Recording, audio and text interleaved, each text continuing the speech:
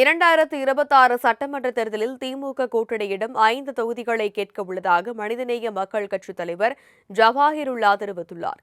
இதுகுறித்து மாலை முரசு செய்திகள் தொலைக்காட்சிக்கு அவர் அளித்த பிரத்யேக பேட்டியை தற்போது பார்க்கலாம்.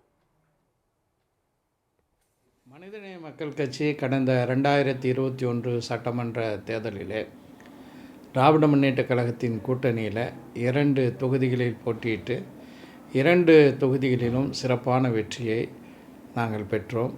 இந்த முறை குறைந்தது ஒரு 5 இடங்கள் மனிதநேய மக்கள் கட்சிக்கு திராவிட முன்னேற்றக் கழகம் தர வேண்டும் என்று நாங்கள் கேட்போம். சென்னையிலையும் கூட்டணி கட்சிகளுக்கு திராவிட முன்னேற்றக் கழகம் தொகுதிகளை ஒதுக்க வேண்டும் என்பது தான் ஒரு சரியான ஒரு அணுகுமுறையாக இருக்கும். அது பேச்சுவார்த்தையின் போது நாங்கள் வலியுறுத்துவோம். எத்தனை முனை போட்டி இருந்தாலும் பரவாயில்லை. ஆனால் கடந்த 5 ஆண்டுகளாக தமிழக மக்களுடைய உரிமைகளுக்காக ஓங்கி ஒலித்த குரல் தமிழ்நாட்டு முதலமைச்சர் தளபதி மு.க. ஸ்டாலின் அவர்களுடைய குரல்.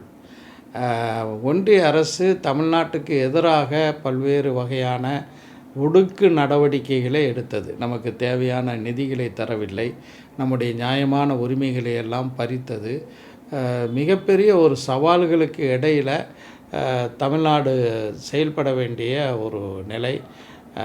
அந்த நிலையில் இன்றைக்கு இந்தியாவில் இருக்கக்கூடிய முதலமைச்சர்களில் ஒரு முதன்மையான முதலமைச்சராக தமிழ்நாட்டினுடைய முதலமைச்சர் தளபதி மு.க. ஸ்டாலின் அவர்கள் விளங்குகிறார்கள்.